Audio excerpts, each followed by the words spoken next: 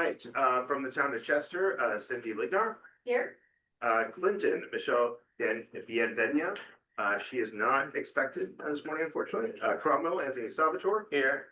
Deep River, Carol Doak Jones. Here.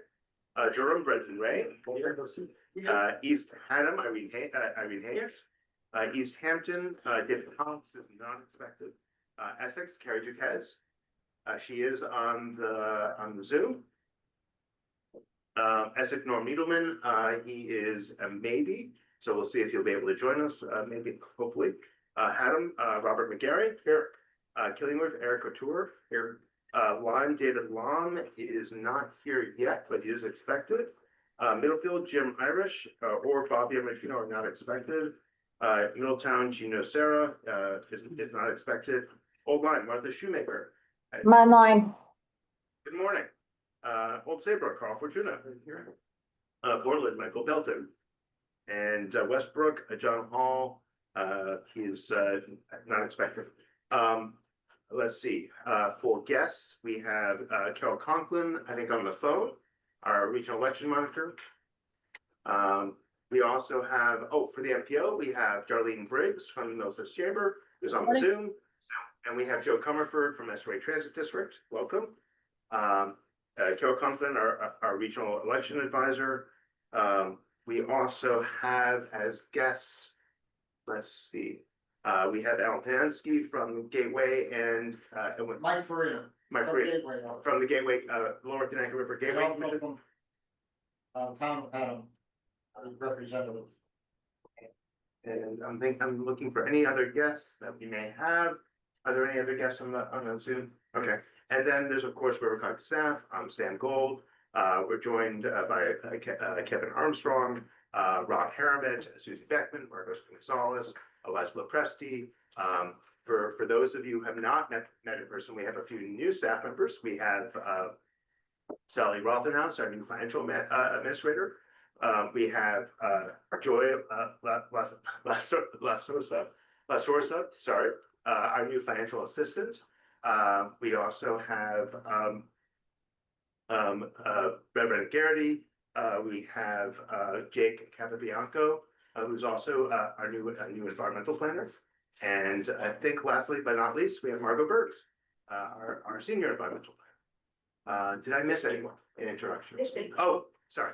And we also have Vicki Harris, our new office manager. So You forget her. I know, sorry. Well, she doesn't have her name card. Yeah. You need to make yourself one. And so that's it. So public speaking, all we have is Susie and Gateway. We have Carol Conklin on the phone. I'm sorry, I saw Susie, I was thinking Carol and Gateway. Yes.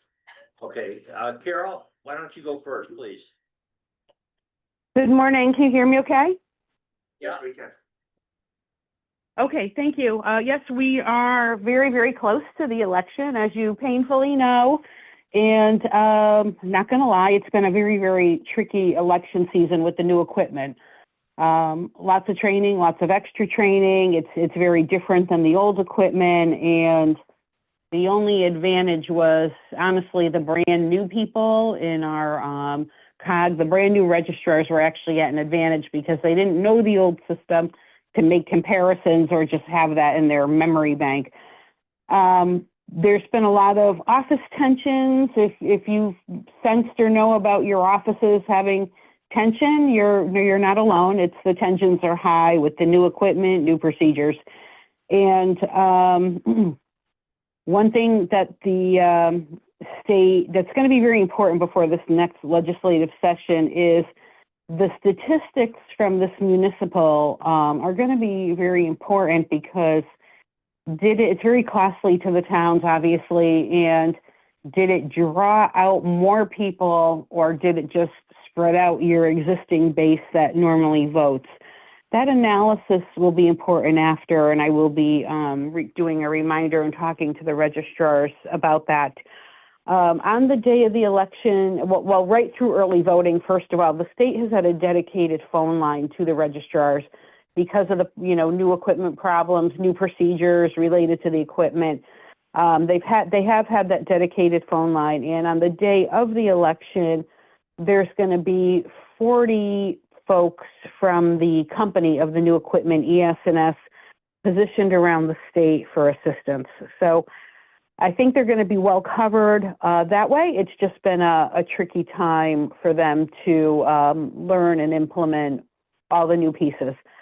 They're reporting, most of my towns are reporting that they are getting people for early voting. The weekend was very slow. The weekdays have been a slow, steady versus the word busy. And certainly, you know, reach out if you have any questions and what's going to go on the next couple of days and on the 4th. And I'm available to them also. So just let me know. Hey, Carol, I hear, the legislature's blaming the municipalities because there was no expression the last legislative session allegedly, to reduce the time frame. Is that true? Hard to say if that's true because, I mean, a lot of the municipalities, as far as I know, did speak up and contact their representatives. I had heard initially that the Well, I heard they were legislators. CCM for not putting out a full court press. Oh, well, I was at Cost last week, and at Cost, the Secretary of State sort of blamed, you know, us in attendance for not, Yeah, you know, hollering at our legislators louder. okay. Yeah, and it might be good that it's more of a group effort than people contact them individually. But I had also heard that the legislature was in favor of reductions in the last session. They just didn't get to it. So I've heard mixed. Honestly, I've heard mixed. I can kind of confirm that. We had somewhere in the neighborhood of 4,000 bills, plus or minus, and we didn't pass anything. Which actually was a good thing. But compared to what we put in, we did not get to a lot of it. It was very slow. I think it, yeah, and I think it would be helpful to put more pressure on, do a group letter, whatever you think is best. But certainly that pressure is needed because there's no reason, in my humble opinion, that they can't distinguish between a municipal versus a midterm and presidential, that, you know, write the legislation that a municipal, let's say, is 7 days and the other ones stay at 14 or some similar aspect. There's no reason to not do that. Okay, Carl? So, for 14 years, I've had registrar peace, but then in my 14th year, for 13 years, and Carol has been very present, unfortunately, for the first time in a long time, at the registrar's office in Old Saybrook. The election is going great. I think our registrars needed to get to the election to have it work. And I think Carol, you can confirm this or not, that it's actually gotten better with them, but I've been involved, unfortunately, a little bit, but I want to thank Carol for trying to be there and smooth things out as we approached the election. Thank you. I can confirm that, but in quite a few towns, the insecurities come from the newness, and then the insecurities breed problems amongst each other. But a very handy reminder, and I will be sending something out to them on the weekend, is that they all have manuals. They have early voting manuals. They have same-day registration manuals. They have procedure manuals. And what happens sometimes is they're so caught up in learning the new thing, they forget to go back and look at that manual. And, you know, probably 80% of the questions I'm getting, you know, I'll send them a screenshot of the manual. It's in the manual. Just want to remind you, follow what's in the manual. Don't try to create your own thing and then get in a fight about it. So it's just a handy reminder, and I will keep reminding them of that. And I think really it's just a tension thing where they forget to go back to those basic pieces. Okay, anyone have any questions for Carol? Thanks, Carol. Doing a great job. You're welcome. Thank you. Thank you. Contact me anytime. Thank you. we, get to Gateway, I'm gonna ask Sam to recognize, we have some CEOs that will be leaving us. And, I'm gonna ask Sam to recognize them. Yeah, so, it's sad to see, four of our, active members are gonna be, are not running for reelection. But hopefully the rest of you will be elected come November. And, we wanted to recognize you. And unfortunately, we have two of them present, but the four that are retiring, we have David Long from Lyme, Jim Irish, who's the second selectman, who's been very active with RiverCOG Middlefield. And of course, we have Bob McGarry and Irene Haynes. And we have certificates of appreciation, and we have our cool RiverCOG hat. So, That's why I'm leaving. present that. And, we want to recognize, both Irene and Bob serve on our executive committee. Bob is currently our secretary. He will, both of them will be greatly missed, and as will Jim Irish and David Long. So, and the rest of you, we all wish you good luck in the election. We do have a cake, so please, before you leave, have a piece, and we appreciate your service to RiverCOG and to the region. Does that say anything? Yeah, well, I can certainly say that, in my time with being the CEO of East Haddam, honestly, the best times are when we get together like this, whether it's a cost meeting, whether it's CCM. Obviously, COGS is near and dear. But I think this is where we can really, as CEOs, understand our jobs better and learn from each other and grow with each other as far as being able to do it. So I want to thank you all for the opportunity to sit with you for the last 4 years and do this job. So it's really been tremendous. And the new ones that have come along, we're all still learning, and there's plenty lot more to learn. But I'm still a state rep for the next year, 26. So keep my number, keep calling, and I hope to visit occasionally if I can, if I'm able, and happy to be here. So thank you. You're always welcome. And you can always do vendor public speaking if you want to come. There you go. Bob? I can only echo what Irene has said. This group has been a tremendous help over the 6 years that I've been in office. The membership are great. The camaraderie is wonderful. So thank all of you. And I recommend those of you who are relatively new, keep participating. It's well worth the effort. Well, we wish you both the best, and as I said, you're always welcome. I don't know why you wanna come. Gateway, gentlemen. I'm Al Finansky, I'm with the Gateway Division, it's Mike Farino. We just wanted to come before you and update you on our actions with respect to the proposed replacement of transmission lines and electrical lines over the Connecticut River, which is in our jurisdiction collectively. We have filed an application with the siting council, application to intervene, we have received a response from them.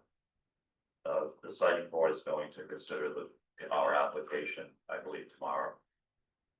And we've sent out a letter to the CEOs of RiverCOG. And I don't know if you had a chance to read it, but I can now just tell you briefly what it said. Basically, we filed a request to the siting council for environmental intervention into docket 1690, which is the Eversource petition for summary declaratory ruling on the rewiring of the transmission lines. That means that there's no process, essentially. They just file an application and that's it.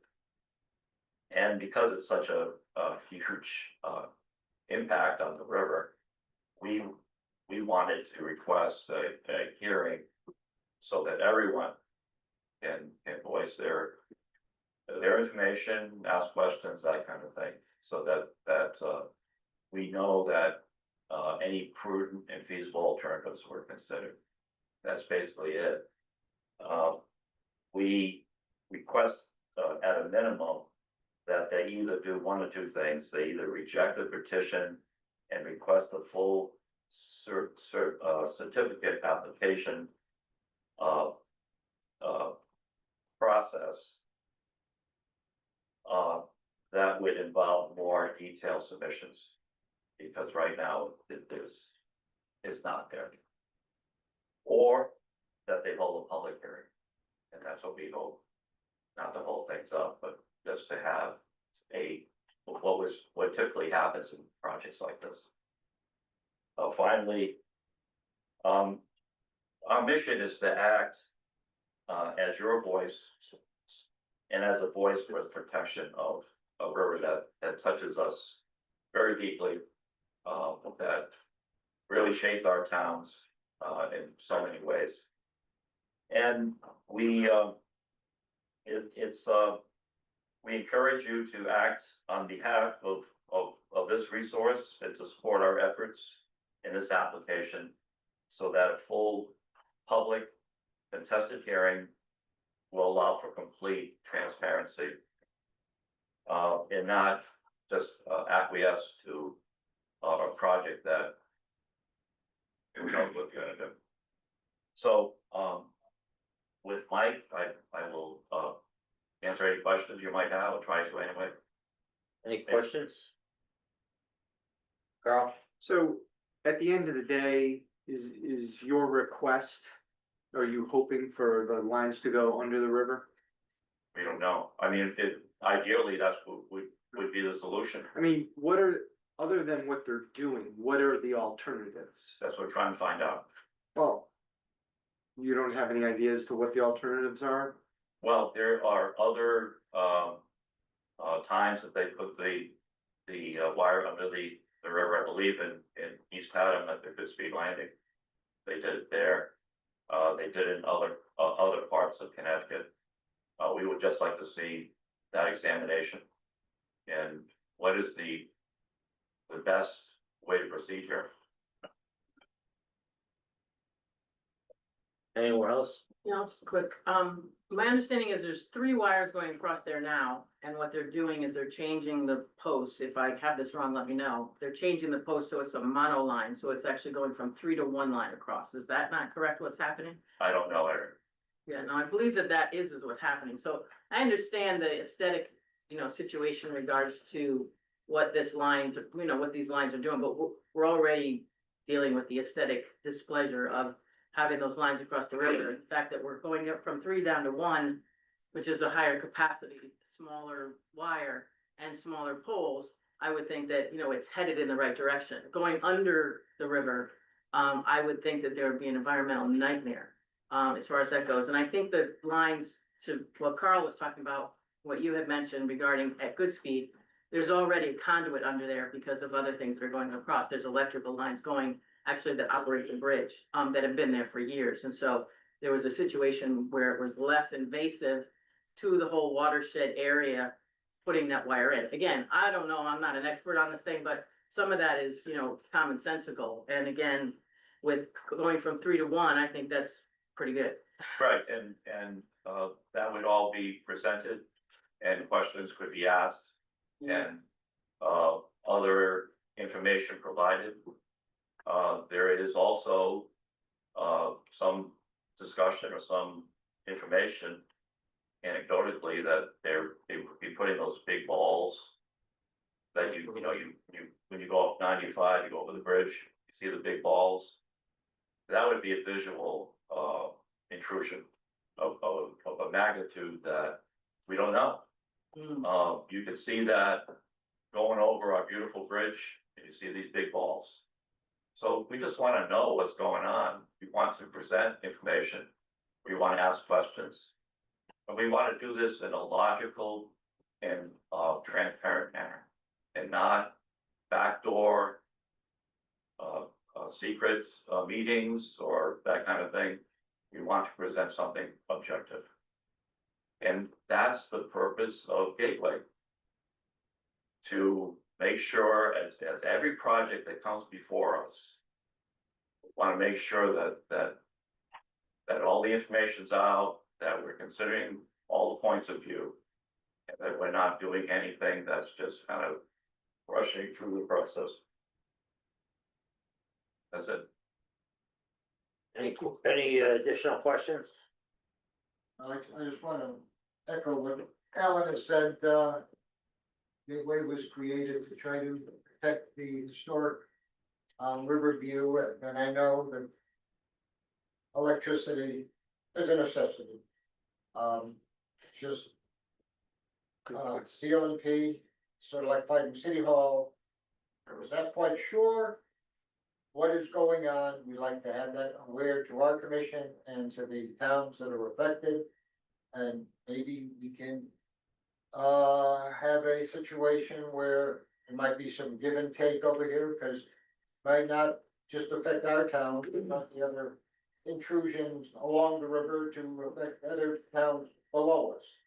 They're putting lines supposedly just actually north of where I live in Haddam, Middletown over there, and a gas line which is supposed to be running under the river. That hasn't happened yet, but there's a lot of secrecy involved over there, and I think if we gateway and keep the towns appraised of what's going on, be able to preserve what we have right now for future generations, not just for the time at present. Just to add to his remarks, so historically, I think it was 50 years ago, this was great controversy. When they first proposed it. And, do a lot of hearings and discussions, and they worked it out. And now, we're faced with a new project, that's a rewiring, yes. But it's gonna be there for another 50 years, so I think this really merits a, public hearing where we go through the necessary steps to make sure that everything is what it should. Thank you. Thank you. Any additional? Gary Duquesne from that. Thank you. Quick question. Do you have a timeline for when that letter will be written to the utilities and when you may expect a response? Yes, the application, thanks for the question. The application was sent to the siting council. Siting council will decide the motion. This is a motion for intervenor status on behalf of our towns through Gateway, and that's going to be decided tomorrow. Thank We you. appreciate, perhaps you could keep the COG aware of what's going on through Sam, and you can get the information out to us. Yes, I have copies of what was sent out, Sam. I can leave those with you. Please do. Thank you very much. Any additional questions? Comments? Thank you, gentlemen. Appreciate it. Mr. Chair, I just want to recognize that John Hall from Westbrook has joined us, as has Megan Juflis, our deputy director. Welcome. Okay. Moving on, approval of the minutes from September 17th. Can I get a motion, please? Motion second. Second. Any corrections? Seeing none, all in favor? Aye. Any opposed? Motion carries. Rob, you're up. Without objection, I'll take 3B 1 through 4. Seem to be the same item. Yeah, it's all the same, project. It's, 25 Tip Amendment number 12. It's a District 1 project, various locations, project number 171519. The first, line item is, bridge, funding program. It's X6, so it is, exempt from air quality modeling. The description is mill and pave various bridges, construction phase in 2026. With an AC entry of 0. Second line item is same project, construction phase in 2026, 9.4 million, AC conversion. The third line is again the same project, 2026, AC entry of 0, and the fourth is 2026, it's actually SCPA instead of bridge formula program of 3.1 million AC conversion. We've talked about AC entries and AC conversions in the past, an AC entry or conversion just lets the project begin before federal funding is in place, so DOT can start the project early in the year before there's a federal funding, and then the federal funding will come in later, because the state has enough funding to cover the project. What this project is basically mill and pave various bridges on Route 3, 372, 94, and 91, to address deck deterioration, basically repair, replace waterproofing, minor deterioration, and repave the surface. There's about 18 projects. This was not sent out with the agenda. It just came in. Some are in Glastonbury, Berlin, Weathersfield, Rocky Hill, and there is one in Cromwell, which is the Route 3 bridge over I-91. That is all I have. If there's any questions. Any questions, Rob? Okay, you need a motion or Yes. So moved. motion, second? Second. Second, any further discussion? Seeing none, all in favor? Aye. Aye. Any opposed? Motion carries. Rob, 3C, annual endorsement targets, safety performance measures. Yeah, those of you who've been on the board for a while have seen these for the last 8 years. There's a final rule on transportation planning came out in 2016, so we've been adopting performance targets since 2017. Basically, the state creates targets in the Highway Safety Improvement Program. After that, the MPOs have 180 days to either endorse the state's targets or create their own. Basically, we have been adopting the state's targets, as have I think all the MPOs in the state. Some are beginning to consider creating their own, but that creates a whole level of data collection. That would need more staff, and then they don't correspond with the states and all that, so it creates a series of issues.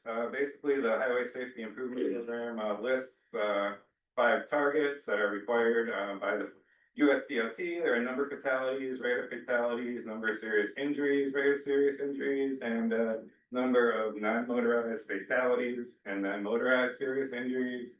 With the agenda, I did send out 2 documents. One was a detailed white paper of how the state sets the targets, and one was a PowerPoint, which is basically just a simpler version, only showing the graphs.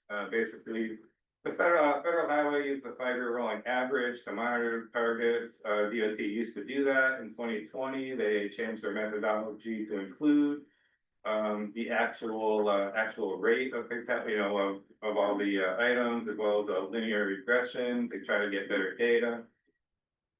So that was sent out with the targets for the 5 items. Typically, the state hasn't been meeting the safety targets, which really isn't a big deal. All that means is the state will have to, because they set aggressive targets, basically create a highway safety plan and use their highway safety improvement money for safety improvements. If you met the targets, that highway safety improvement money can be rolled over into other programs and not be used for safety improvements. So it's not a lot of money. It's about $3 million a year. So I don't know if we have any particular questions on that. The targets have remained unchanged since 2021. So these are the same targets that we have been, or the MPO board has been adopting for the past 6 years or so. I have a question. So is it 3 million statewide or 3 million for our region? Oh, it's 30 million statewide. Oh, 30 million. Yeah, is what the HSIP funding is. States that, meet the targets can roll it over because, the US DOT would think, oh, you don't need more safety programs. In Connecticut, there's a big push for safety programs, both here, and we're doing our own Metro 4A plan, as well as other regions, and safety is high importance here in Connecticut. I'll take a motion as outlined by Rob to endorse. Motion second. Any further discussion? Seeing none, all in favor? Aye. Any opposed? Motion carries. Rob, other transportation. Yeah, we have a little bit quick SS4A update. That's the State Routes to School for All, or State Streets. It's a roads from. Yeah, so many acronyms, can't remember them all right now. We, FHI is a consultant on this program. We had them come in at the beginning of the program, make a presentation to the board. They came in again about halfway through. Right now, we're about 18 months into the program.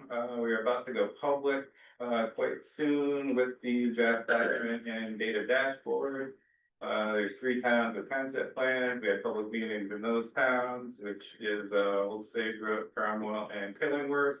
We also had a presentation at the, OCP, or Regional Planning Commission meeting, on Monday. We do have our general public meeting scheduled for November 12th. Hopefully we'll get the plan public either the end of this week and early next week and get that on the website and send out to everybody. Then we'll start our 30-day public comment period. Simply because our November and December meetings aren't that's typical, fourth Wednesday. If we start our public comment period, early November, bring it to early December, I think the meeting's December 10th, so we probably wouldn't get all those comments incorporated by then. So I would assume we will be looking at, bringing this to the MPO board in January for endorsement. So we'll bring in, FHI, do a brief presentation and, let everyone know where the program stands. Any additional questions for Rob? Anything on Route 9? Nope, I don't. I can come up with something. I know Cindy was mentioning that, so I can have a Yeah. brief, The 4 towns have been summoned to the commissioner's office tomorrow. Yes, Mike. Tomorrow, What's that? summoned to DOT commissioner's office Yes. tomorrow, I think. oh, okay. He wants to meet with us. Don't ask me why. Yeah, I think it was pushed out a little bit maybe, but I don't think there's been any serious. Yeah, changes. it's pretty stagnant again. Yeah, I think some of that has to do with Middletown. I mean, I know they don't have a current public works director and their town engineer, I believe, also just retired, so, there's no one over there in the department I right now. guess we'll find out tomorrow. Mr. Chair, we have Jen from Connecticut DOT. She is, I think, I think we're promoting you to a panelist. So if you would like to accept that promotion, I don't know if you know anything about the meeting with the commissioner, but if you accept the promotion to panelist, maybe you might have some information.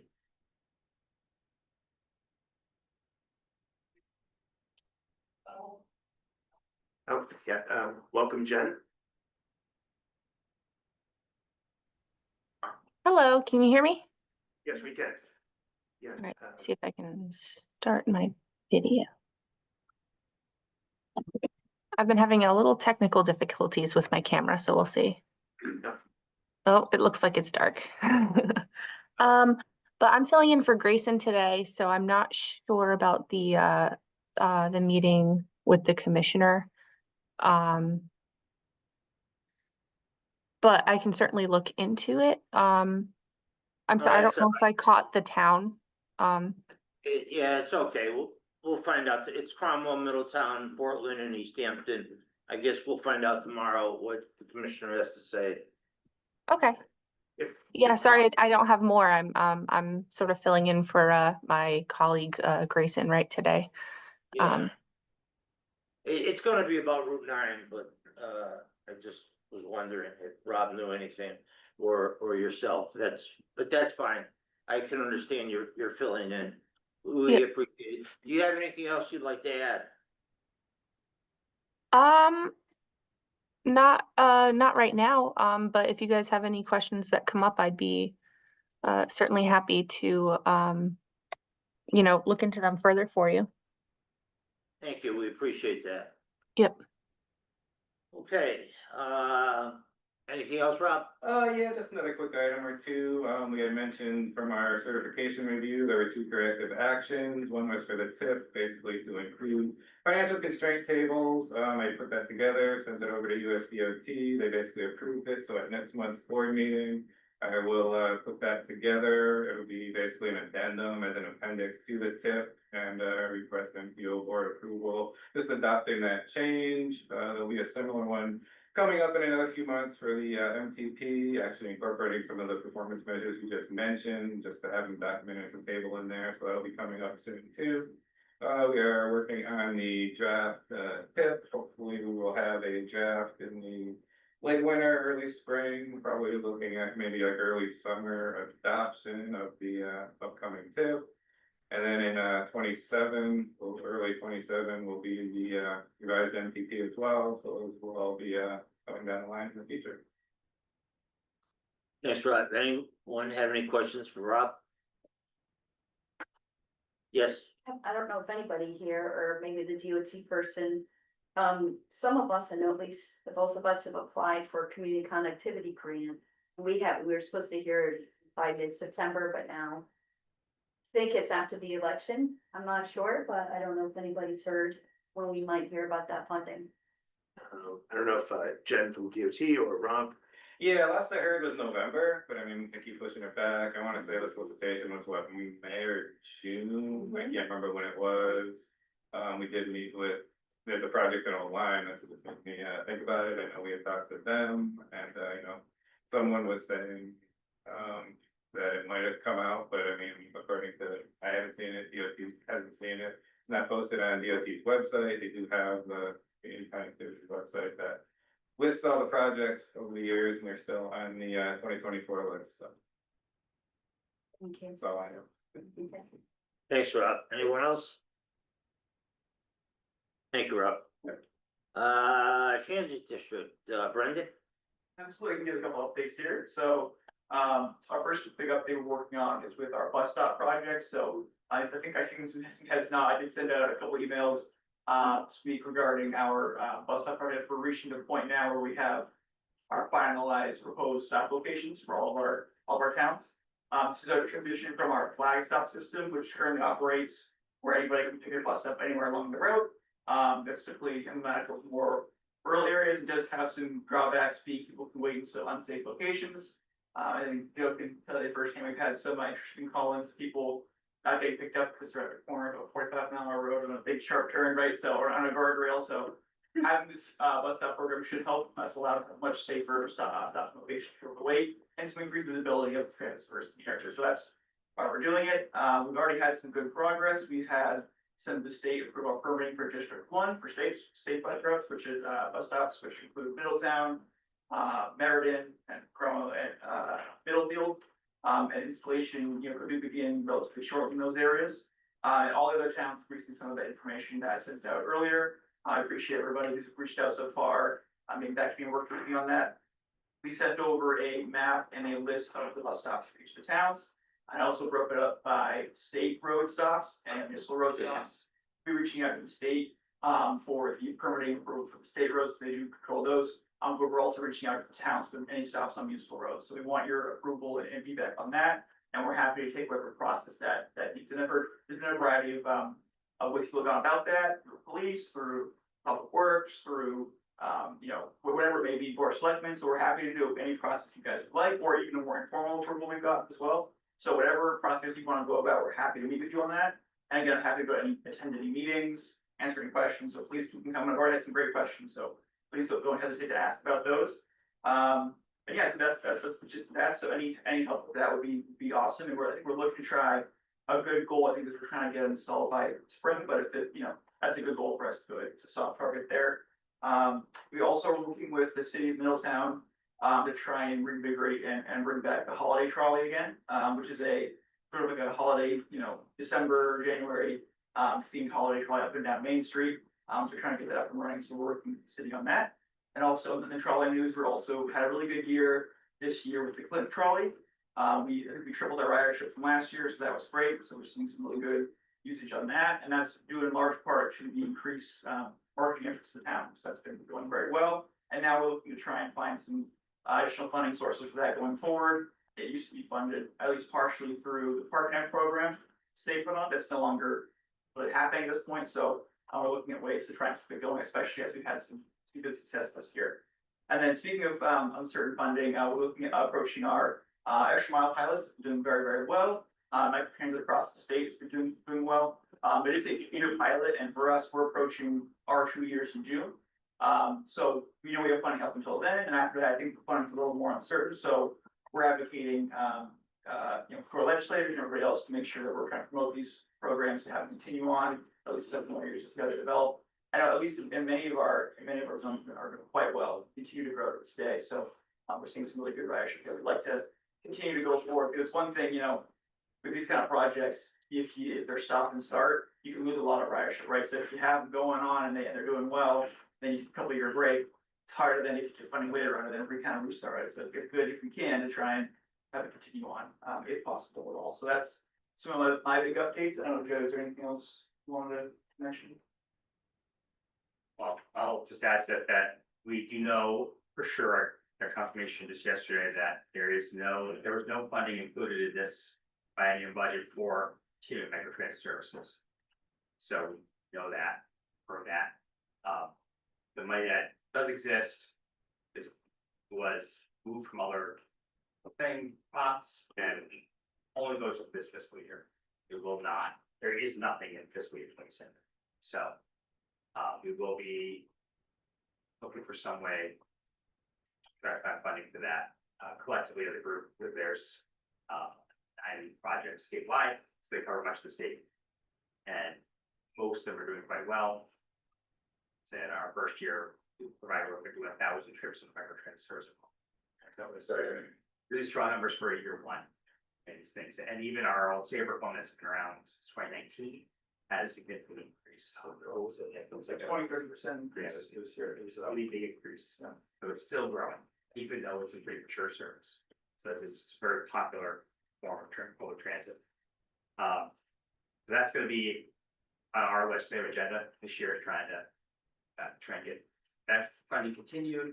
And then our other thing we're going to be pushing is not this session just passed, but prior, they changed the Connecticut Family Leave and Paid Sick Leave Act to change definition of municipalities. So transit districts are no longer considered a municipality for just that one law. We are for every other law. So for every other purpose, Connecticut, we are a municipality. We accept that. And we, at the time, we were very concerned. We thought it would be very impactful. I can tell you after a year, it's far worse than we thought. We have 10% of our bus operators are out on family leave right now. One of them would not even qualify for federal leave, either because it's not on purpose or because they've only worked for us for 3 to 4 months. So it's a huge problem. It's costing us a lot of money. And it's not, there's no end in sight that we see more people already start getting the paperwork to go on their leave, It doesn't matter if you're a municipality. No, this is the. Oh, the buy-in? Not the sick leave, but that's impacting us too. Yeah. That's right, because they're not being asked for a note, that's a whole nother issue. This is the Connecticut FML. Which, I mean, that's, municipalities are exempt from Connecticut FML. Not paid, not paid sick, but, yeah, so there's, right, so there's the, you all fall under the federal FML, which we always did. But now we fall under the Connecticut, which kicks in at 3 years instead of, a year for federal. Now people, as soon as they finish probation, they're out on leave. And then they also now participate in the Connecticut paid family leave. So they're paying that 0.5% income tax. Okay, you're paying. Right, whereas we used to, until October 1st of last year, we were not in that, just like you. We had our own policy. We bought our own short disability policy, but it was not as broad as the states. And so we have people on it, like I said, we have 6 people on it right now. We have more, just once, I know some yesterday, got people throughout January, and it's constant now thing of people going out. And so what we're looking at, and if this continues, which doesn't seem like it's not, there's no reason because it's not going to, because it's now the thing. And it's what we're hearing from our counterparts around the state. Everyone's experiencing it. We've heard it from the private operators, this state contracts, transit service, so they've been included in this for a while. Their employees are actually private, even though they're state services. And they warned us it's really bad, but it's worse than we thought. So we're looking at to actually hire extra people just to cover all the paid leave that we're going to have on an ongoing basis. So it's going to cost us, it's a significant amount. Because that's what we heard from one of our state senators, like, well, you don't pay for it, they pay for it in tax. That's not true. Because now we have to have more people on staff and pay more benefits, and we have their benefit costs that we have to maintain throughout the year. So, no, they're the cost. And there's this cost of service too. We've had, I mean, there have been days where we've shorted some certain, like demand response services, because we just don't have people. Between that and the Connecticut sick leave, where people are just call out for anything. Oh. See, that's why Bob and Irene have the right idea. It's very hard to keep service on the road every day. That's what try to remind people too, is that, like, there's a reason municipalities were excluded. It's because their services are essential. And we are no different. And in fact, for us, you know, many of our things, us, we're probably even more require attendance than most of the services you guys provide, because in most of your areas, you probably want one person down. Again, we need every single person, or else the busting is not fun.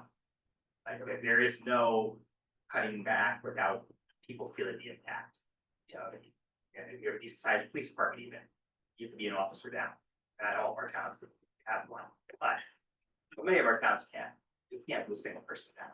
So it is, the fact that we were excluded from that it's been just really devastating.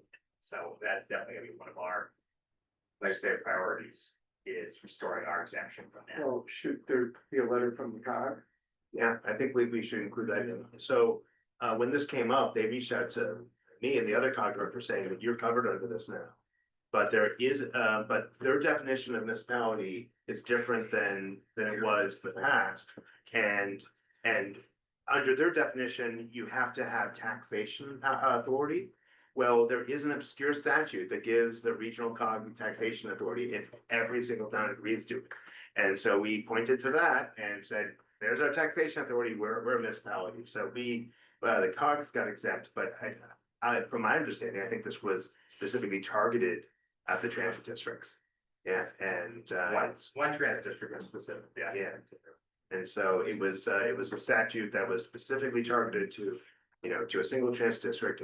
It caused this problem across all the transit districts, and it's expensive. Carrie, But I think we should. I'm sorry, Carrie, So sorry, just quick question about the bus stop program. I'm wondering, does that include installing new signs at each of those locations, or is it more than that with like a actual bus stand, or what does it entail? Great question. So, we will be handling all the installation, we have a contractor, K5, who's gonna be doing installation.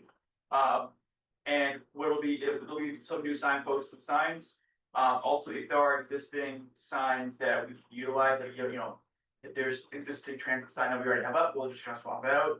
If there's a signpost, you know, that we think could also potentially work, we might apply to attach to that as well. But yes, there'll be plenty of new signposts. And when it comes to like additional like amenities like benches, trash cans, you know, those, I don't think we have too many of those listed right now. I believe we do have the ability to potentially add on some of those in our contract. We have space in our contract if possible, if there's a good location for additional resources, but the majority of the stops will be, you know, just either a signpost and a sign or attaching a sign to the existing signpost. Just, you know, for, As I've said, so none of the ones that you put out include any additional amenities. However, if you wanted to propose one, we do have it in our contract to be able to do it, and we do have some funding that if you felt you had to stop and said, you know what, we want more, we think there should be more in a sign, we put that passenger counties. And we can see if another amenity and additional amenities make sense for that stop. we're not gonna put us up against one rider a year, right? But if there's a bit of a frequency, if there's some common use of the stop that require a bench or a trash. But we're not proposing it at the moment, we're focused on just the signs, but again, we're happy. I to apologize speak about it. if it's in your email, I got it last night, when do you need to know by? There's no hard and fast deadline, it's more, you know, we're trying to work on it, you know, quickly, we're trying to get it solved. So I guess it's more up to your discretion, but yeah, I guess, you know, as soon as realistic would be helpful. And for most of you, it's mostly have very few local roads that it's on. Middletown is really the main one. The rest of you, it's mostly run on your state roads in your towns. Some are like half, some are half and half. I've seen a couple that are like, half and half, but. Yeah, so it's not a ton of local roads. And for those, it's more, we just want you to know that we're putting in the application to the state. You have to do nothing if it's on a state road. We just want you to have the opportunity to provide your feedback. Yep. Thank you. And I think Any for Commonwealth, questions? that's exactly the case. So Brendan, it looked like there were, so the stops in Old Saybrook on municipal roads, there were a significant number. Yes. Are those new, some of them? So some of them, yes, some would be new, and the interesting thing now is, in a way, we kind of already have them there, because the flag stop system, technically have infinite stops right now, because people can wait anywhere they want, people wait all over the place right now. And so we're actually trying to kind of corral folks into certain locations for stops that are safer and more efficient. And it goes into, because sometimes we'll have someone waiting at a location and 100 feet away, someone else is waiting, so we have to literally go, stop, pick up, go, stop, pick up. So the stops might seem like there might be a lot of stops there, but in reality, actually could be helping smooth the system along. I mean, my only concern is, and I'll have to look at it again, as you know, I sent it over to my new chief, but people get very sensitive about having a signpost, Yes. which is essentially their front yard, even if it's in the town right away. Absolutely, so that's something that we were very aware of when we went about this, so we designed the stop locations to be the least affected by that, replacing the wood would move it 100 feet just through someone's yard, that's gonna be a pain. Alright. So we were very aware of that, and I know in Old Saybrook, I forget what road it is, but the road that goes down, towards the causeway from, Main Street, and then goes to the causeway, there's a portion, there's a town road, and those luckily are fairly removed from, on someone's house, there's a sidewalk and then a green median, so it's not like, we chose it locations deliberately to be the least disruptive for people, but we can definitely go stop by stop and look at it. And I may wanna do that. Yeah, absolutely, no, please do it, and I'm happy to show at any meetings, I can make more detailed maps and show exactly where they are as well, so happy to. That was consideration, was. Well, I'm sure, I have no doubt it was a consideration, my concern is someone gets a new sign and a bench in front of in their front yard. And maybe that's not gonna happen, but that may, that's not gonna work. No, of course, yeah, it's just, so we, there, most of the time, I think the ones in Old Saybrook are all either in the industrial park. Yeah. Or on the road, there's a neighborhood road there, but again, it's pretty separated from the house, it's not like on their property, it's on the big. Okay, thank you. Yes, I would like you to come to a board of selectmen meeting in Chester, November, and then I put out townwide emails, I'm sure others do as well, we could include, job postings that you have. So we're happy to pass that information on for public and. yeah. Anyone Thank you, else? Mr. DVL. Any other questions? So, Cindy, I agree 100% because, get the word out for you to help out. I know every person makes a difference. We're also inviting him to one of the board of select meetings, so once we reseat a new board, so. I think in our town, not that people know about it, I think it's underutilized, so I want to get the word out. We just got a senior center bus, a couple months ago, and we're already maxed out. Yeah. So we need more, so I think getting you there, and telling the whole world what to do again is a good thing, so we'll advocate for you. I appreciate that, and I think those signs, in addition to the safety benefits and operational benefit, it is kind of like for advertising too, right? If you're new to the area, you might see the bus go by, but you're heading, where's the bus stop? Where do I go to wait for the bus, right? And if you don't know we have a flag stop, it's kind of hard to utilize the bus. So they have the bus stops also will be a good sort of increase awareness of the train service itself. And on each of the stops, you'll have a little QR code so people can, if they have a smartphone, they can actually scan and bring up a schedule so they can kind of pull up the bus is gonna come. So I think it will be a benefit for the riders as well and for the drivers. Imagine, driving the bus and also having to worry about, you see someone standing on the road, are they waiting for the bus? Are they not waiting to you? So we've got a lot of pass by problems of driver touching, like people who are waiting for the bus, but weren't waving, and so having the bus stops should clear all that up, make it very clear. If you're waiting at a bus stop, we're picking you up. And one last thing I'll mention too is when you see a bunch of bus stops, maybe people, well, is the bus going to stop every one of these? They're not. they're only gonna stop at bus stops where the people are waiting there. So the vast majority of stops won't be used in a particular run, but the stops are there in case of already. So, the bus will not be constantly stopping on these roads, they'll only be stopping if it sees, potential rider waiting to stop. So that should help with the flow of traffic. Thank you. Any other? Do you have a CDL? Here's to. Well, You and I really might be. They're easy to get, Bob. Any, one else have One any of my- questions? There you go. Can I ask you Okay, about the yeah. signpost? Are we using regular signpost or are they the breakaway ones? They are breakaway, yep, Thank you. yes. All right, anyone else? Thank you, gentlemen, appreciate it. All right, moving on to COG business, Margot, an NHMP update. Just before we start, a message from Jen CTDOT. She said that she reached out to the project planning unit and they said to expect to hear about the community connectivity grant program awards in the weeks after the election. Thank you, thank you. Great. Good morning, everyone. Let's see, first off is the natural hazard mitigation plan update. And, it's going along, on schedule, maybe a couple of weeks behind, but the consultants would like to schedule the second town meetings, probably the second week in January. So just put that kind of in your mind, that's when we need to get that group together.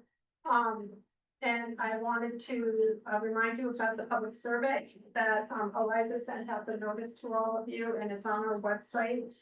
If you could continue to include that in your town emails and on your website, that would be great. And if you need the notice again, you can certainly send that out.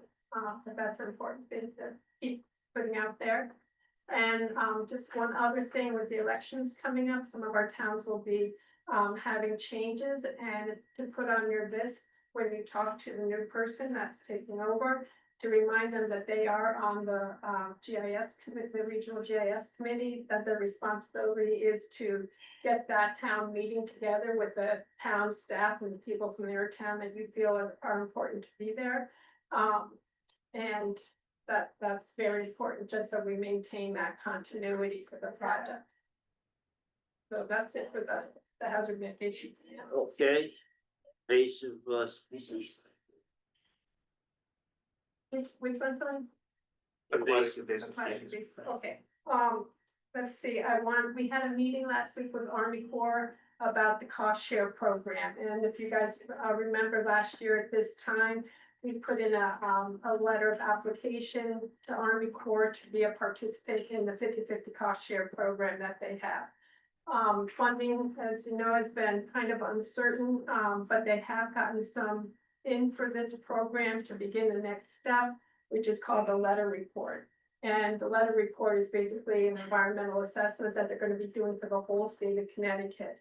To begin so once that letter report is done, then and approved, then they go on to creating an annual work plan for the program. And that's where we'll include your projects that you want to include into that work plan so that they can get funding. We were hoping at this time last year that the cost share program could begin this last season. And then this season, we're hoping that it started next season. It might not start till a season after that with all the funding uncertainties, but we are moving ahead with it. And you'll also remember that the Ag Experiment Station, Connecticut Agricultural Experiment Station, also applied to be part of this program. So what we determined was that the projects in the RiverCOG region will go through our agency, and then the rest of Connecticut will go through the Agricultural Experiment Station. And I'm hoping, and I think it will be true, that it will be much easier for our municipalities to go through our agency with your support than to go through the whole state federal process for getting reimbursements. So I think that will be a big help for our region and make it just life a lot easier for that program. And with the letter report and environmental assessment, it's a broad stroke of what everything that we think that we might want to have covered by this program. So some of the things that we talked about were, including mechanical control, wash stations, early detection monitoring, public awareness and education, and chemical control. And also on this list here are drone surveys. Because the agricultural experiment station is actually working on using drones to help with some of the monitoring for aquatic invasive species. So if anybody has anything that they'd like to add to that list that you know of or is important to your town, it let me know, because now's the time to include things in the letter report. It will determine, and it's a very long term. It's not, once the letter report is done and approved, it's can last 10, 20, 30 years. It's the annual work plan that will determine individual projects that are able to be funded through the cost share. Land trust, So with the land trust, I wanted to just let you know that the conservation planning tool has been finalized. It's into the design phase, and we're going to introduce that to everyone at the land trust annual meeting in December. That date and time hasn't been determined yet, but it will probably be on the third Thursday of the month, either sometime during the day or early evening. And I want to report that Michael Fulton has agreed to be on the board. So thank you very much for graciously accepting that. And so I think that we will still have one more board member in need of one more board member. So I will let you know about that, but we'd love to have one more selectman join the board. And that's it. thanks, Margot. Any questions for Margot over the items that she covered? Thank you. Rob, you're back up, MS4 Oh, MS4, update, MS4. Margot, is that you? Oh, Yeah. it says Rob here. I didn't, well, actually, it's not, I don't know if there's anything really to update it on, except that the COGs are getting together right now to try and figure out the best way to work to help our municipalities comply with the MS4 permit. I think Deep really worked with UConn on that, but that is since ended in September, October. They're no longer updating their website, which had all the information on it and everything. And so we're just, the COGs are just going through the preliminary research and evaluation of how can we help our towns. I know we sent a survey out to all of our towns. I think we only got 2 replies on that survey about how we could help you comply with that program. So What appears to be the problem? what appears to be the problem for permitting, it wasn't, our towns weren't definitive on what the problem was. I think that water quality monitoring was one of the issues for our towns, so it's kind of right now you're supposed to go out in the rain and so on and so forth. But we're still determining that, so I think it will be partially dependent on funding. If funding comes through for COGs to do this work for Deep. So it's really, that's where we are. I think COGs are meeting every 3 months or so, 2 or 3 months. And right now each COG has volunteered to research an aspect of the permit and then, tell the others about it. So we're still really talking about how we can help. But if anybody has any ideas, that survey is still open, and if you guys would really like to participate in that, we can send out the link to it again. And the feedback that we get from you guys would be very helpful for us in trying to figure out a work program for that. Okay. Why don't you send it out again? Okay. We'll send it out. Okay, great. Thank you. Thank you. Any Additional questions for Marlo? Okay, Susie, legislative agenda, please. Legislative agenda, I have something that can be shown. So far, responses to the survey, I've only had a few, but housing and planning and zoning issues have come up, especially with regard to the housing bill. Giving regions more opportunity to guide development is the top of the list. And then also, issues with DEEP and DECD having opposing priorities. DECD is promoting redevelopment, especially around town centers and transportation areas. And yet DEEP is very slow to approve community septic options for larger developments. So those are two things that came up and they were on top of the list in terms of priority. K through 12 education. The cost of education is becoming prohibitively expensive. More funding is needed from the state for ECS, special education requirements, and smoothing year-to-year changes to ADM, allowing for better planning. Unfunded mandates came up. Here, early voting came up and as needing more funding. And I've also put a star next to that because the length of time obviously is something that this board just said this morning should be addressed. Also under unfunded mandates, education came up, and infrastructure. How about the sick leave there?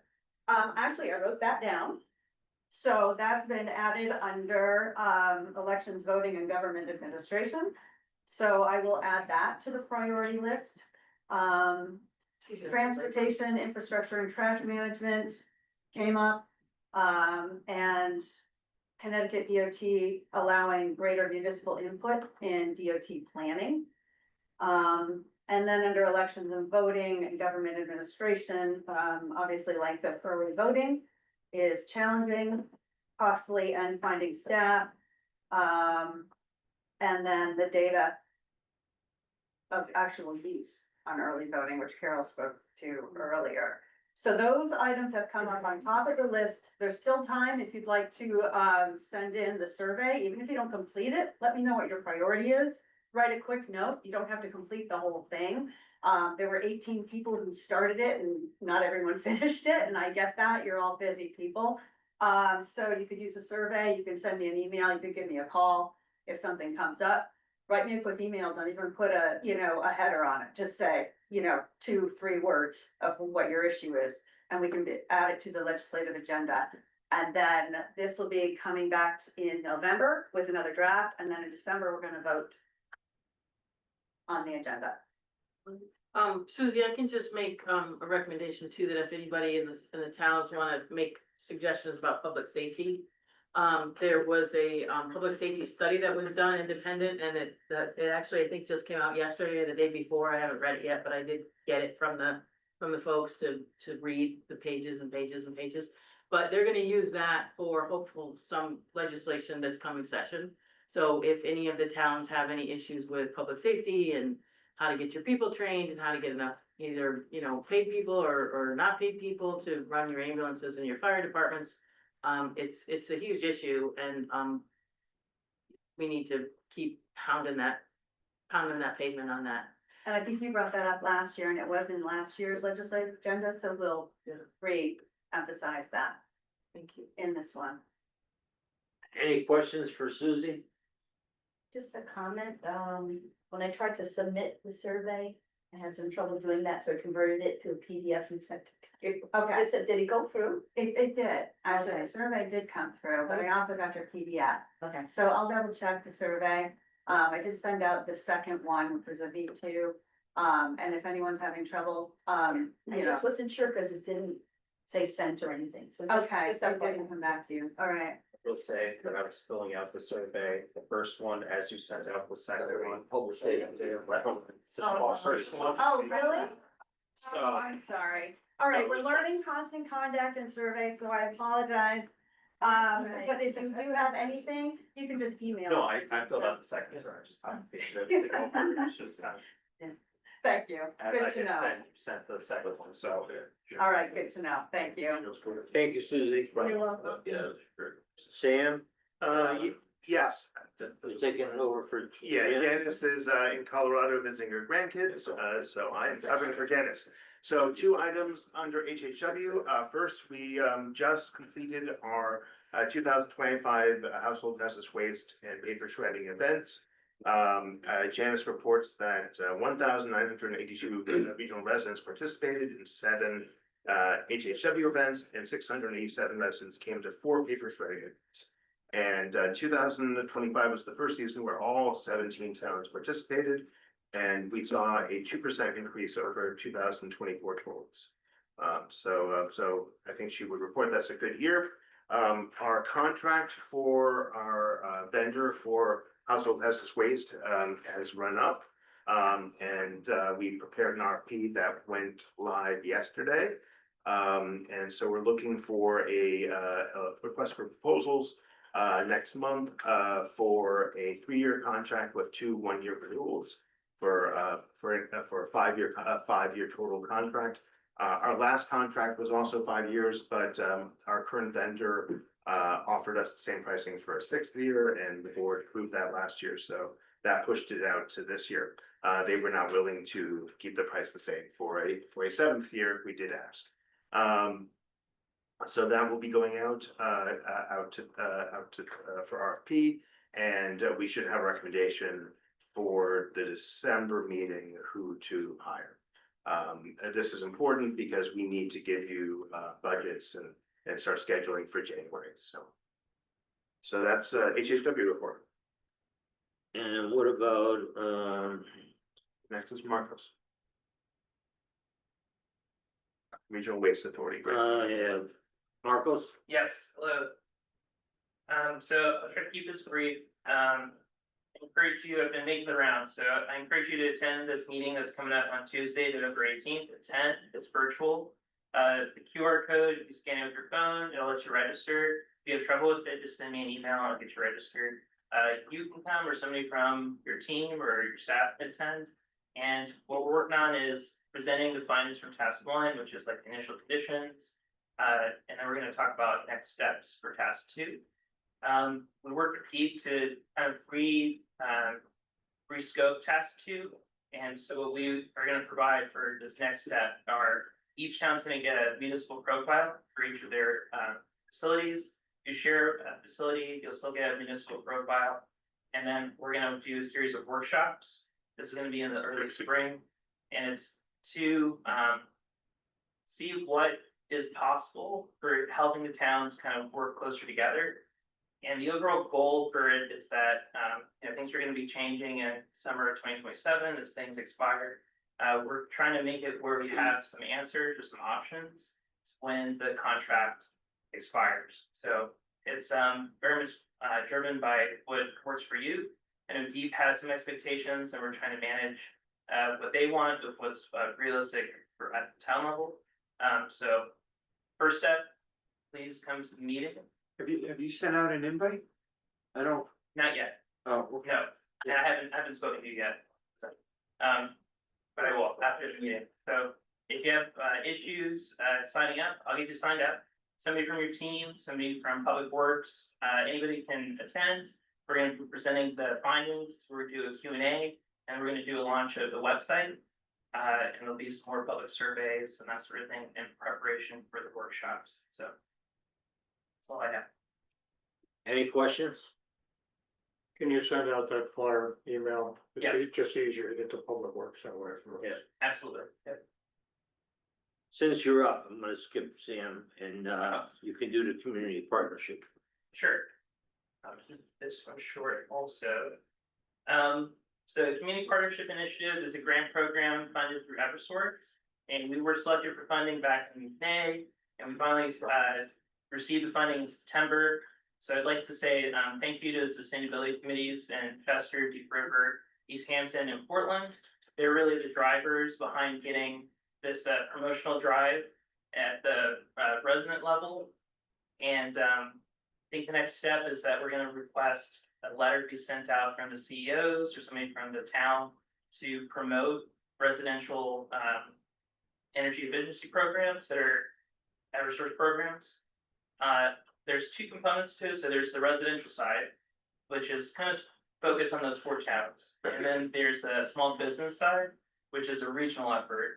And we're working with the contractor Middletown to do the small business energy advantage program, which is like the small business program.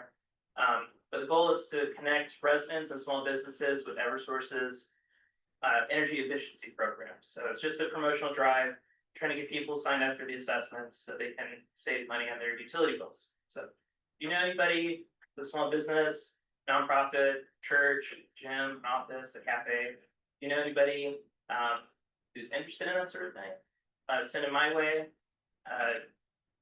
The next step is, again, we're gonna launch a website for this program. We'll have more information coming out, but I definitely want to say thank you to the stability committees. They're really driving the residential side, and to be on the lookout for the letter. That we I don't have to tell you how to save money on utilities, right? No. But there's a lot of great options. That little tack on, in some cases, is more than my utility bill, my utility usage. But I will say that this grant had funding for RiverCOG to do the outreach. That is good. They're not being paid to do the outreach. Thank you, Marcus. Thank you. Anyone have any questions for Marcus? Yes. So Deep River Sustainability was working closely, and we actually drafted that letter months ago, so that we could go out there before the election. So working with sustainability committees, each committee try to time it that would be most appropriate for the election. So I think Deep River decided to do it after the election. I just received the approved letters from Eversource because they have full bureaucracy that they have to go through to get the letters approved. So we finally received them, and I sent back to the sustainability committees yesterday. So each town, some of them wanted to wait, some of them wanted to do it before the election, after the election, and so they're the ones that are in conjunction with your office making those decisions. Any other questions? Thank you. Good report. Thank you. Wanna go back to resiliency? Yeah, you're up. Okay, so we're going back up to resiliency grant application. I got a question from Tony regarding whether towns should go individually on their own, or there should be a regional application. So I asked Margot to investigate for me, and what she found out from Deep was that Deep would welcome regional applications. The question is, if we're going to pursue some sort of regional application, you sort of need to be doing the same thing. So in Cromwell, Cromwell has drainage projects that they are looking to pull forward. If there's interest in working together on a group application or a multi-town application, we would need to start working on that now, get your public works people together and figure out how a group application would work and how a group project would work. But I think the most basic element is you gotta be doing the same thing. It can't be, 5 different towns doing 5 different things. It should be, if we're gonna try to do this in a coordinated way and make that argument to Deep, it should be something that's similar. Like what? Drainage. What's drainage? I don't know, Marco, if you have anything to add from your conversation with Deep, anything else? No, well, other than we do have 2 projects in our region that are going to be applying for resiliency fund that we worked through the circuit project with. Okay. So I think they have a really good possibility of being accepted because they've gone through the planning phase and now they're into the advancement for engineering and things, and that's the town of Portland with their flooding at their town campus, and in East Haddam with the flooding issues in the center at the bridge. So that's really great, and that proves that that program is moving along. So it's really thrilling actually to see that. But with the grouping projects together, that's going to take a lot more coordination, obviously, than a single town project. But that doesn't mean that can't be done. But I think in Tony's instance, it's drainage under a railroad underpass, right? So there's a number of our towns that have that issues. So I know. Clinton, yeah. and as we go through the hazard mitigation plans, I think that it's kind of late now to be planning a project like this for this application, which has not actually come out yet, but they're looking at January, as when they're due. So, but really thinking about it now for the next year's application would probably be the best thing to do. As we go through the natural hazard mitigation plan and having that thought in mind as we go to the second town meetings, and having your public works department talk to each other about what needs to be done. I've always wanted to get a committee of public works directors together for our towns, and this might be good. Well, what I was gonna say is then, why not host a meeting for the public works directors or town engineers and let them come in and, see if we can fix something around. And maybe come up with something that, a number of municipalities can come together on.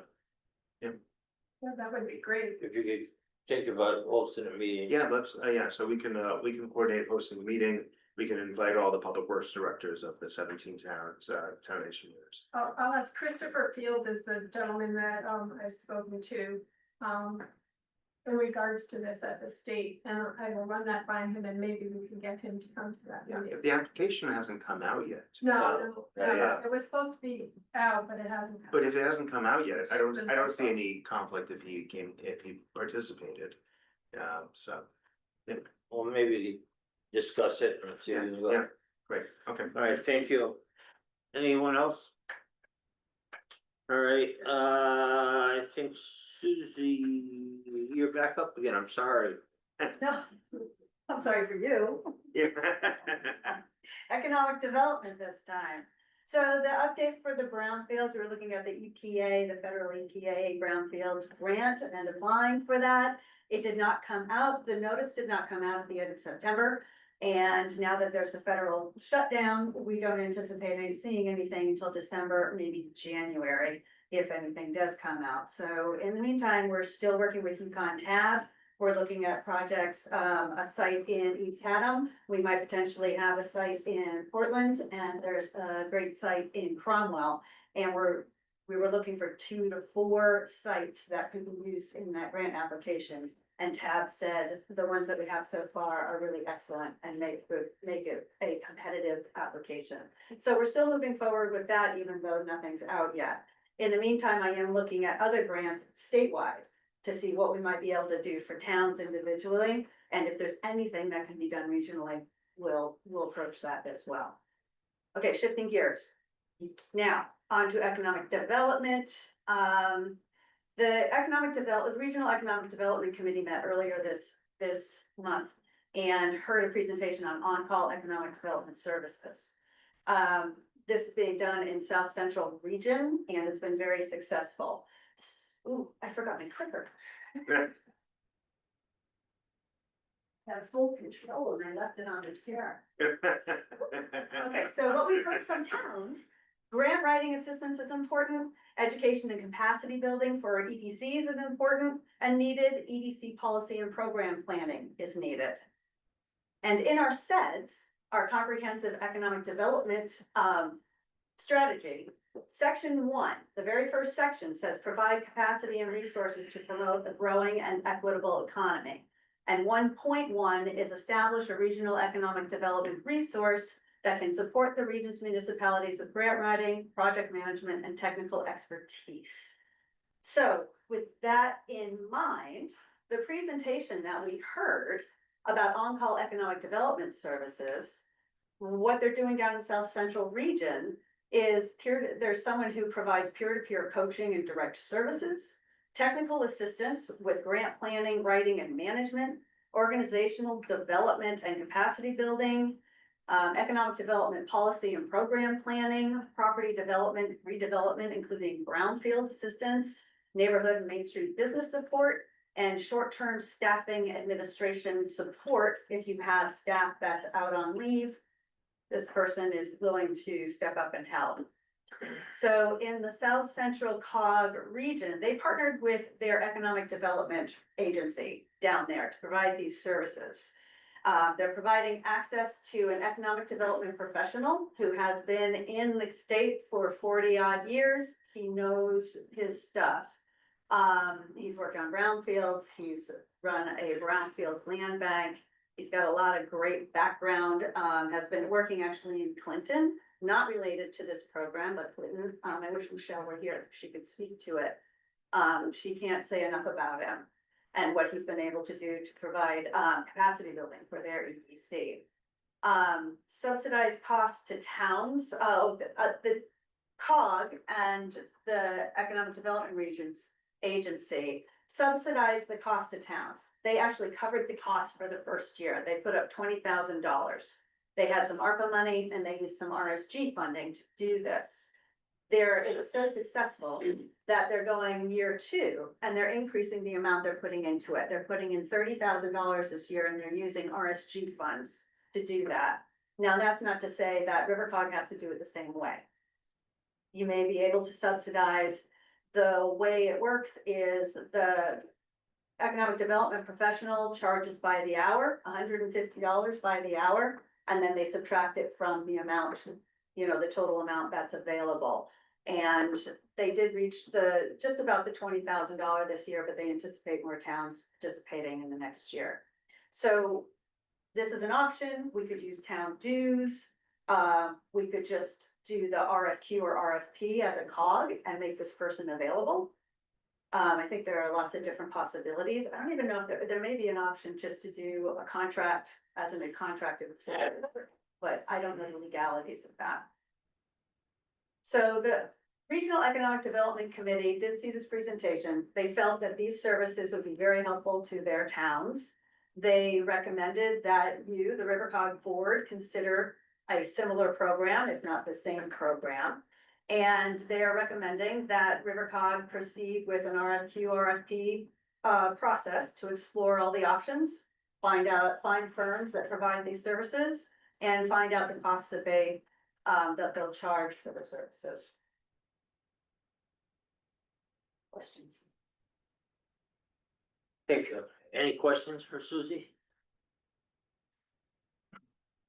Who would you consider to be an economic development professional? A name, do you have a name?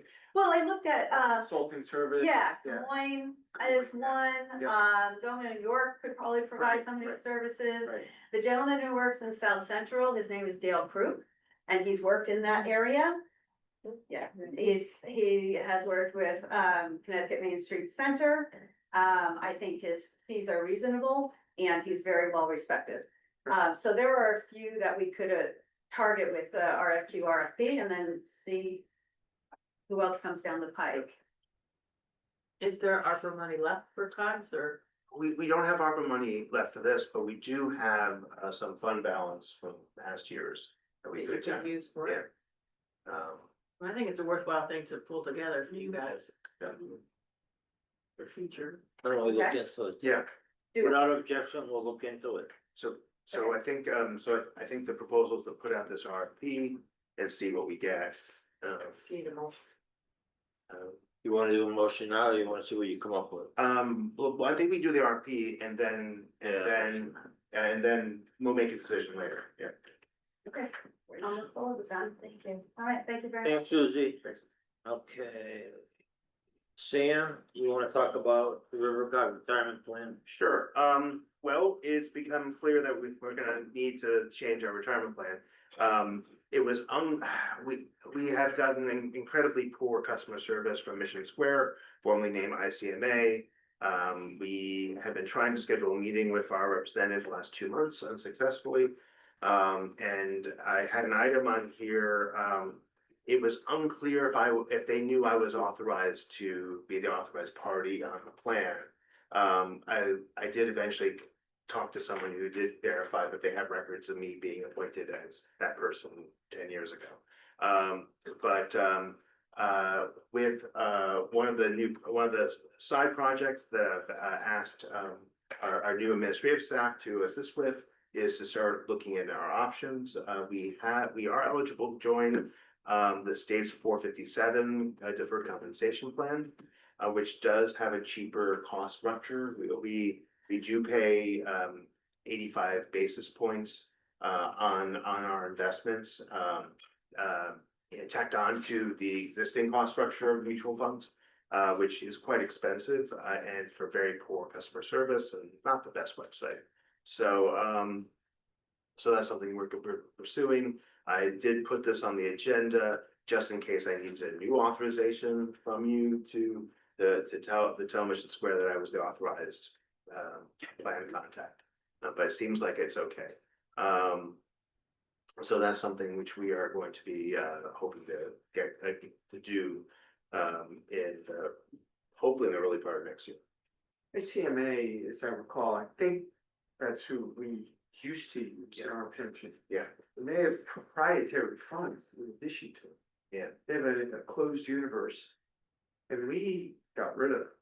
We just went to, we moved everything over to Morgan Stanley. They're out of Stanford, but they do a lot of pension plans all over the state. And, you choose anything you want. I mean, it's a little cheaper. I mean, or tack on to the state. How much is for?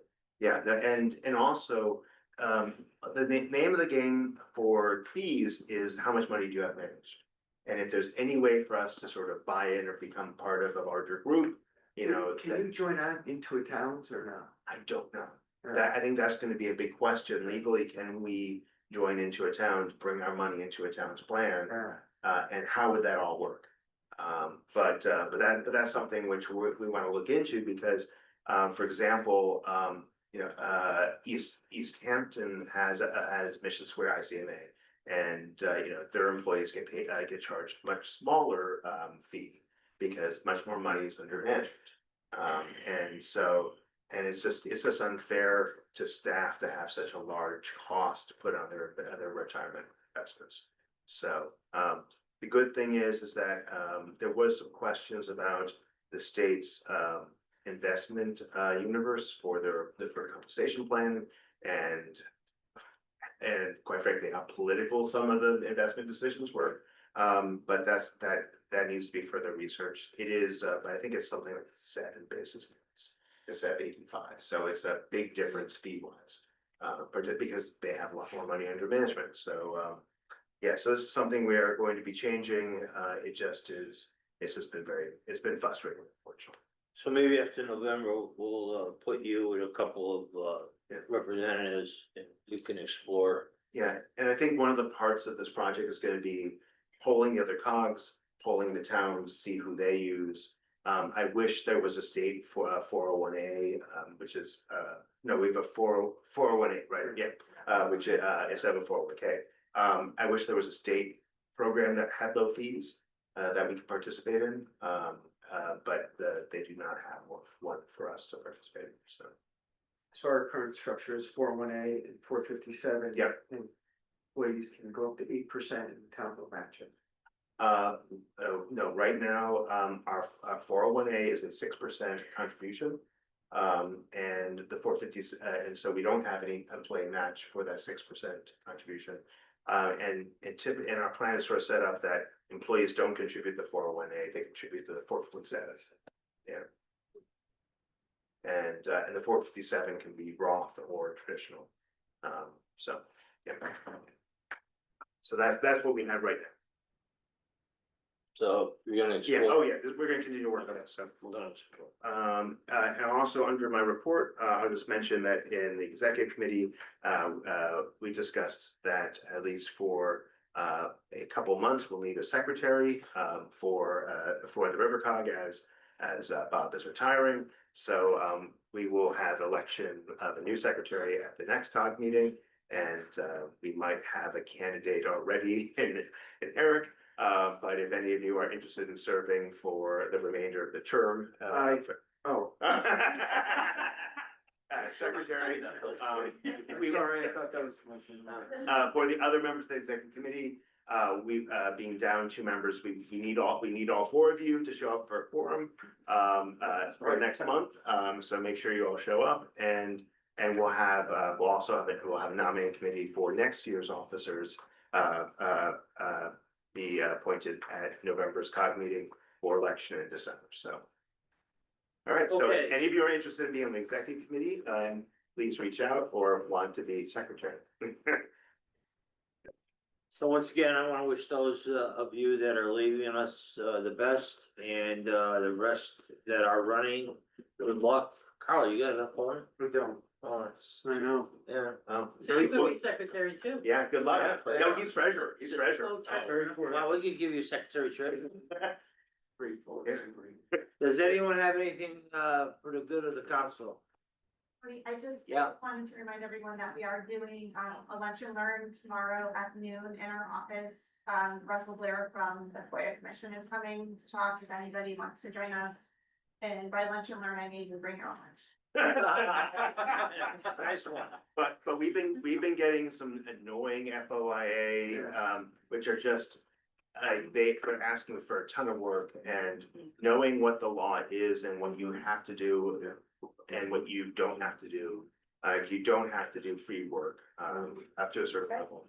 And so, knowing your obligations is very important. And this is much cheaper than calling your lawyer. Russell's a great resource, so take advantage of him, and he's really knowledgeable. I'm a little partial, not as knowledgeable as what's the last, Tom. Tom Hennick, who was great, but take advantage of Russell, he's a very good resource. But I'll have Vicky send a reminder to everyone about this for tomorrow. And also I want to remind you, we have cake in the back if anyone would like a piece. Sam, would it be possible to do that as a hybrid meeting? Is it? We were hoping to keep it in person because we felt like our staff's gonna have a lot of questions, and then we just didn't want it to be like 30 people. But if you want to come on, I'll send you. Yeah. I'm thinking of my assistant. Yeah. Oh, yeah. And some of the towns are sending their clerks or assistants. Yeah, Absolutely. Yeah, if you need, if any of you do need a link, Eliza can arrange for it. Anyone else? Okay, I'll take a motion to adjourn. Motion to adjourn, second, all in favor? Aye. All right, have a great day. I'm sure nobody opposes.